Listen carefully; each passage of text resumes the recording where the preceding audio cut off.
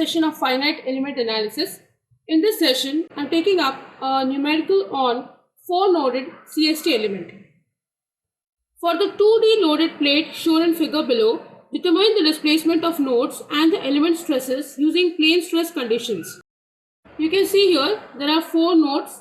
This is my x and y axis, and at this point over here there is a load given of 5000 Newton. The dimensions are given as 50 and 75 mm. Also, the thickness of the plate is given as 10 mm.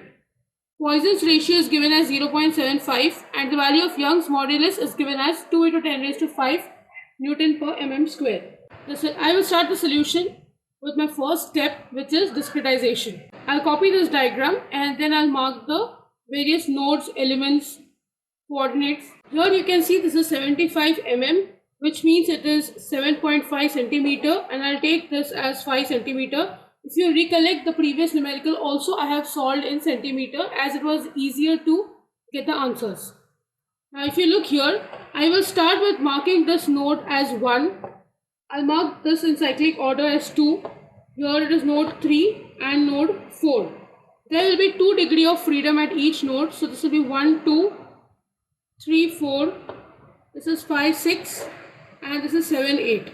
Now let's mark the coordinates. So here I have 0, 0, say this is 7.5 centimeters, so this will be 7.5, 0. This coordinate will be 7.5, 5 and this end will be 0, 5. So we have done the node marking. Now obviously I should mark the elements also. Now if you observe here, 1, 2, 4 is covering an element. So I'll mark this as element 1. 2, 3, 4 is covering another element. So this is element 2. So now I have marked everything. My discretization diagram ends here. Next, let's write down about the elements and the nodes that are covering it. Let's start with element number 1. It has node 1, wherein let me say it is x1, y1, and the value is 7.5, 0. The second node is 2. Say it is x2, y2. The value is 7.5, 5. And I have the fourth node, which is x4, y4. So this was 0, 0. Next, I'll go for element number 2.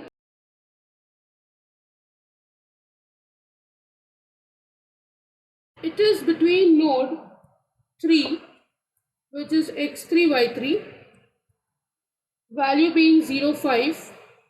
Node 4, x4, y4, value is 0, 0, and it has node 2, which is x2, y2. This is something which I have mentioned previously as well. I'm writing in this numerical too, that all the units are in centimeter. So now we'll start with the calculations of element 1. In this numerical, as you have seen, there are 2 elements, so obviously there will be 2 stiffness matrix. I will start with the first element and I will calculate its stiffness matrix first. Now there's something which you need to note here. Element 1 is between node 1, 2, 4 as I have written. So let me write down the cyclic order for writing the numbers for beta term. That is, after 1 I'll have 2, after 2 I have 4, and after 4 again I go back to 1.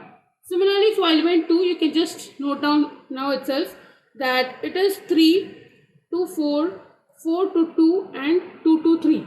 This will be helpful while writing the beta term and also the gamma term. So I'll start with beta 1, beta 2, beta 3. Here this 1, 2, 3 is only indicating the 3 beta terms, but also you can see here that one node is there. So when I talk about the first node, so let me say about the first one over here. So this will be the difference of y term, which will be y2 minus y4. Next, beta is talking about the second one. Say it is this node. So it will be 4 minus 1. And the third one is 4. This is the third beta term, but the node is 4. So the rest term is 1 and 2. So I'll write 1, 2 in that order. So when I solve this, I get the value as 5, 0, minus 5. Next, I'll go for calculation of gamma 1, gamma 2 and gamma 3. This is the difference of x terms with a negative sign outside. Again, first node, remaining 2 are 2, 4 in that order. After 2, I have 4 and 1 in that order. And when I talk about the third term, which is 4, 1 and 2 in that order. So when I subtract this, I get minus 7.5, 7.5 and 0 as the value. Next, I'll go for calculation of 2a. Here again, I'll have 1, 1, 1. The three nodes are 1, 2 and 4. So I'll write here x1, y1, x2, y2, x4, y4. Just be careful while writing this. So you can just put up the values. The answer that I get is 37.5 centimeter square. Next, I'll write down the equation for the matrix B. So this is the equation. Now I'll substitute the values. I'll have 1 upon 37.5. Now from here, I'll just place these values. Now I'll divide each term over here by 37.5 and let's see the matrix that I obtained. This is the matrix I obtained. The order is very important. There are 3 rows, 6 columns. So this is a 3 by 6 matrix. Next, I'll write down B transpose. That means the rows will become column and columns will become rows. This is B transpose. You can see there are 6 rows and 3 columns. So this is a 6 by 3 matrix. Next, I'll go for calculation of the term D. Let's write down the formula.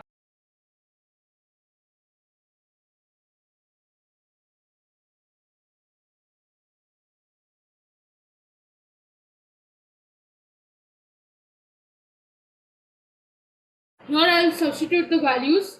You need to understand that the value of E is given to me as 2 into 10 raised to 5 Newton per mm square.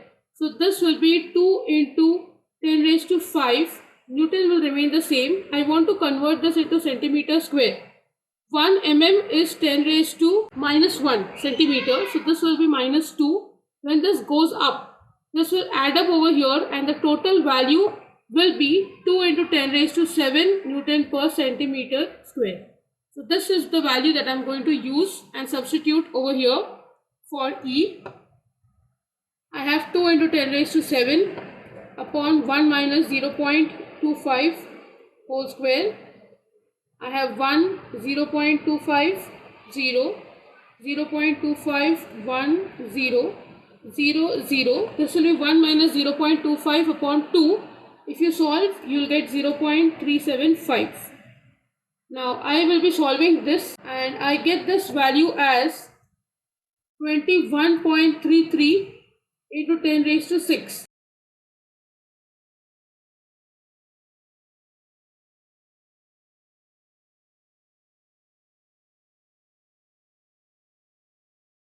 This is a 3 by 3 matrix. Next, I will also calculate V, that was T into A. This is the volume of the element. T is given as 10 mm, which is 1 centimeter, and area will be 37.5 divided by 2. So here I get 18.75 centimeter square. Next, I'll write down the equation for K. So this is the equation. Now I'll write over here 1. The reason is there are 2 elements. In the previous question, I didn't mention this 1 because there was only 1 element. So by default, I was just calculating K.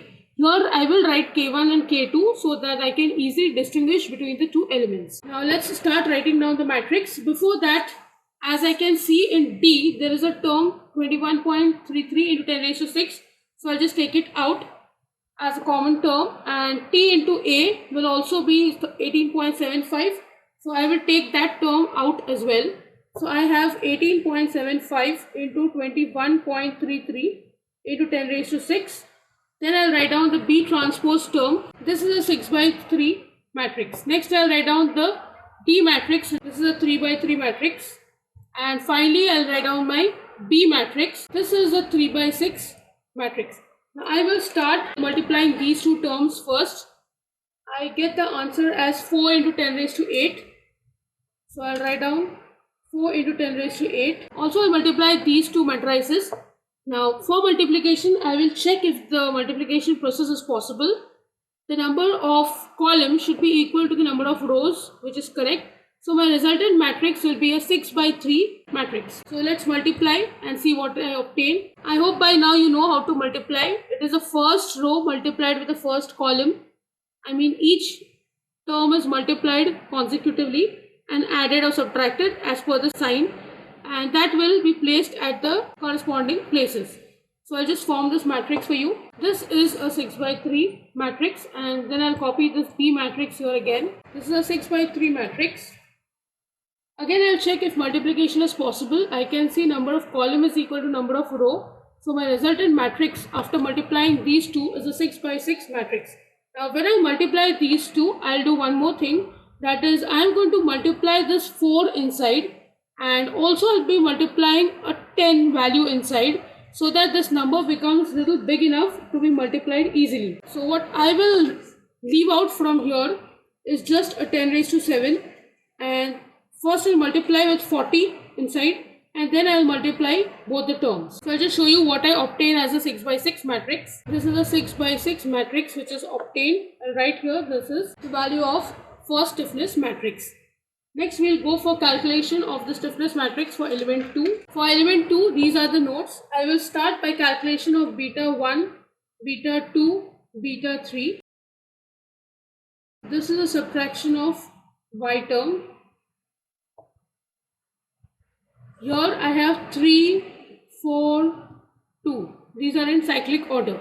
So I will start with the first one. Say it is talking about the node 1, which is 3 over here.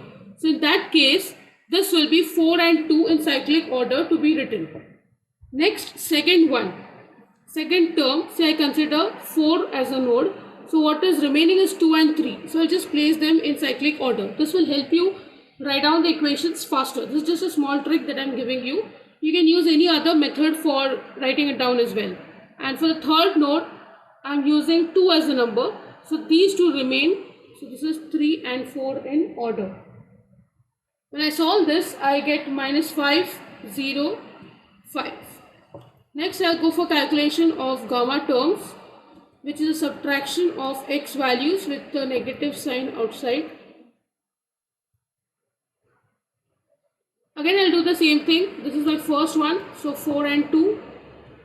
Second one, so 2 and 3 remains, and for the third one, I have 3 and 4 remaining. When I solve this, I get 7.5 minus 7.5 and 0 as the value. Next, I'll go for calculation of 2a. Here I'll have x3, y3, x4, y4 and x2, y2. When I solve by placing these values, I get the answer as 37.5 yet again. Next, I'll go for calculation of b. Let's substitute the values. I'll divide each term over here by 37.5. The matrix obtained is a 3 by 6 matrix. Next, I'll write down B transpose of this matrix. This B transpose is a 6 by 3 matrix. Next, I'll go for the term D. Let's substitute the values. When I solve this, I get the same number as the first matrix. It is 21.33 into 10 raised to 6.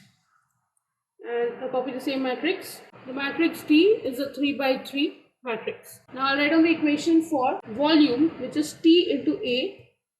Here again it is 1 into 37.5 by 2, which is 18.75 centimeter square. Next, let's write down the equation for K. I'll write here K2 because this is for the second element. Now let's write down all the matrices here. Just make sure that there is this term and this term which are to be taken common, and I'll write at the front end like in the previous one. Now you can see here I have written these two terms at the front end. When I multiply these two, I get 4 into 10 raised to 8. I will be multiplying these two matrices. I have number of column is equal to number of row. So my resultant will be a 6 by 3 matrix. And this I will write down as it is. Also I multiply this 40 inside. So only 10 raised to 7 remains outside. So just this much of calculation work I'll do. together. So this is what I obtained. Now again, for multiplying these two, I will check these two are equal. So my resultant is a 6 by 6 matrix. So I multiply. I have a 10 raised to 7 outside, and let's see what I obtain as the matrix value. So this is what I obtained. Now if you look at the matrix of K1 and K2, I will have to write them together and form my global stiffness matrix, which I will then be using for writing my global matrix equation. Before that, for the first stiffness matrix, this is a 6 by 6 matrix. I need to write down the value of their nodes. Now here I cannot write nodes because there are just 4 nodes and it is a 6 by 6 matrix. So I will have to go back to the diagram and I will check the degree of freedom. Element 1 is between 1, 2, 4. This is what I have written. So it will be 1, 2, 3, 4, 7, 8. So I'll write here 1, 2, 3, 4, 7, 8. 1, 2, 3, 4, 7, 8. This is my first stiffness matrix. Then I'll go to my second stiffness matrix. For that, my second element is between node 3, 4, 2. This is the order that I have chosen. So I will write down 5, 6, 7, 8, 3, 4. So let's write down here 5, 6, 7, 8, 3, 4. 5, 6, 7, 8, 3, 4. Just observe the order in which you have written your node number. Accordingly, write down these numbers. If you have taken 2, 3, 4 as your node number, so you can write down 3, 4, 5, 6, 7, 8. But I had taken 3, 4, 2. So I just wrote it in a proper cyclic order. Please maintain that, otherwise you will get a wrong global stiffness matrix. So I will just assemble my K1 and K2. My global stiffness matrix will be a 8 by 8 matrix. I have a 10 raised to 7 common. This is something I cannot forget. Now for placing the values, this is very simple. I think you know it by now. I'll just place the value of 1, 2, 3, 4, 7, 8. Be careful, this is not 5, 6. So when you write the values here, it is 1, 2, 3, 4 and then 7, 8. So the best way of placing the values that I have already taught you is by considering the node numbers. That is, first element is in the first row, first column. So just place it here at this point. Next element is first row, second column. Third element is first row, third column. So accordingly, if you hold the element at its row and column value, then placing over here is not very difficult. So accordingly, I'll place the values of the first stiffness matrix. Then I'll go to the second one. It is 5, 6, 7, 8. So this much value is simple to place here. It's somewhere at this point 5, 6, 7, 8. But please note that the last two are 3, 4. So when you are placing these values, it is 3, 4 with corresponding to 5, 6, 7, 8. So it will be somewhere here. So I need to be very careful while placing these values because the node numbers are not in a proper serial order. I just have to hold the elements according to their row and column number and place it at its appropriate position. Now there will be certain places where there will be superposition of two values, which means there will be two values at the same position. So don't forget to add and subtract them as per the sign of the element. So I'll just fill up this matrix for you. So this is the 8 by 8 matrix that I obtained. Next, I will write down the global matrix equation. So the GME will be written as a 10 raised to 7 outside. I'll first write down my 8 by 8 matrix. So this is the stiffness matrix. Here I'll have U1, V1, U2, V2, U3, V3, U4, V4.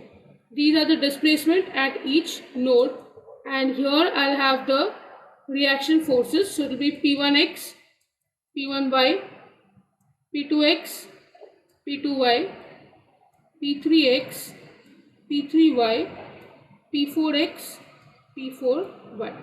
So this is the entire GM. Now next I'll go for applying of boundary conditions. So these are the unknown. For this I will go back to my question. I will check the reactions which are given to me. At node 1 there is a roller. Roller means I can move along the x-axis I'm free to move in the x-axis, but I can't move along the y-axis. So my y direction displacement is constrained. So I'll have v1 value as 0. Also, there is no reaction force. So p1x is 0. Next, I'll check the node 2. Here there is a load in downward direction. So my value of py is given as minus 5000. I will take p2x as 0 because there will be no load in the x direction. So I'll write here p2y as minus 5000 Newton. Next I'll check the node 3. It is fixed. Node 4 is fixed. Since they are fixed, the value of u3, v3, u4, v4 all will be 0. Now since all 4 are 0, these corresponding has to be question mark. Also this is 0, so this will be question mark. Now p2x 0.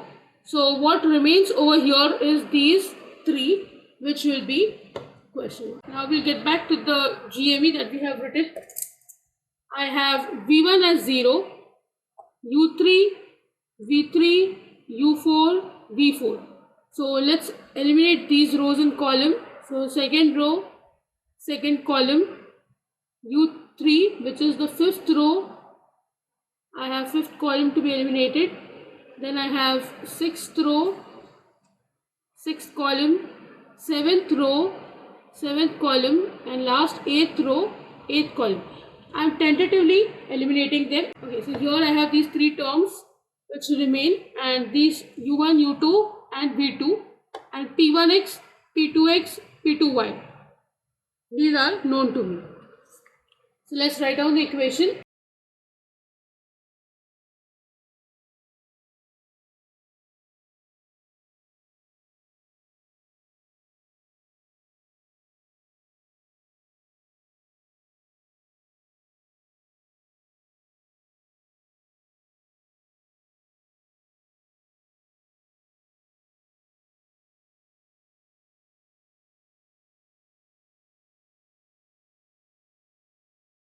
Okay, so when I write these, also I have to take the 10 raised to 7.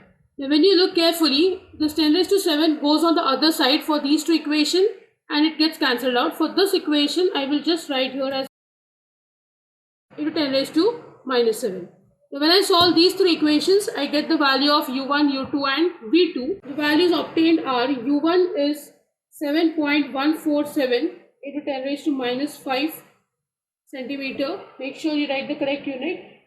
u2 is 3.273 into 10 raised to minus 5 centimeter, and v2 is minus 2.78 into 10 raised to minus 4 centimeter. So these are the three values obtained. Now I will go back to my matrix and I will revisit this equation of p1y, p3x, p3y, p4x and p4y. Calculate these values because I need to check if my values of displacements are correct. That I can find only when I know the reaction forces, and I can just check the summation of forces in x and y direction. If they are equal to 0, my solution is correct. I start with p1y.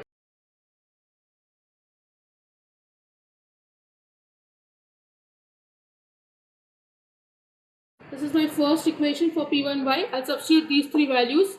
I get p1y as 4102.2 Newton. Next I'll write for p3x.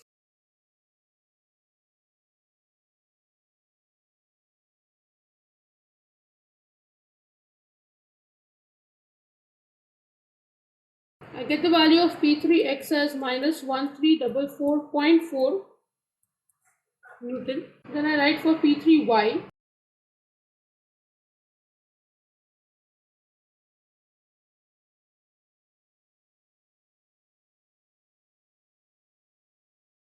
I get the value of p3y as 826.54 Newton. Then I'll write the equation for p4x.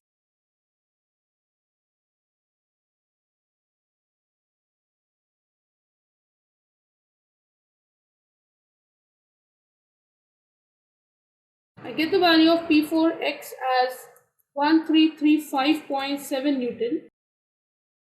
And finally, I calculate for P4Y.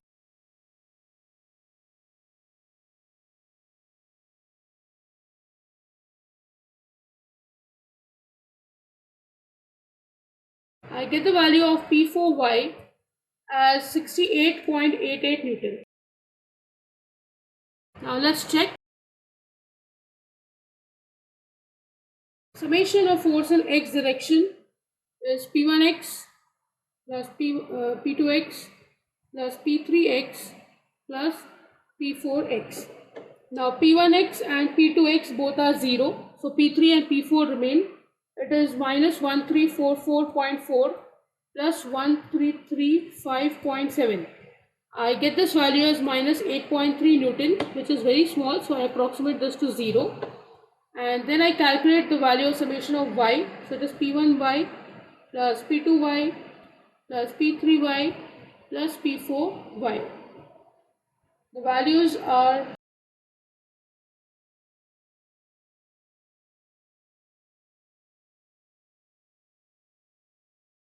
now when I add these, I get minus 2.38 Newton. Now they are very small as compared to these big numbers. So I can approximate this also as 0. So I can say that I have tallied my answer. Now if you want, you can also calculate the stress. You know the formula of stress, that is sigma is equal to D into B into U. You can calculate for individual element 1 and 2. You have to calculate separately. You know the matrix of D, B and U1, U2, U3, U4. You'll have to just write U1, V1, U2, V2, U3, V3, U4, V4. So I hope you can solve this. I leave it to you for calculation and practice. So with this, I end the session. I hope you have understood the numerical. If you have any doubts, please write to me in the comment section. Don't forget to like, share and subscribe to my channel. Hit the bell icon for latest updates of my videos. See you in the next session. Thank you.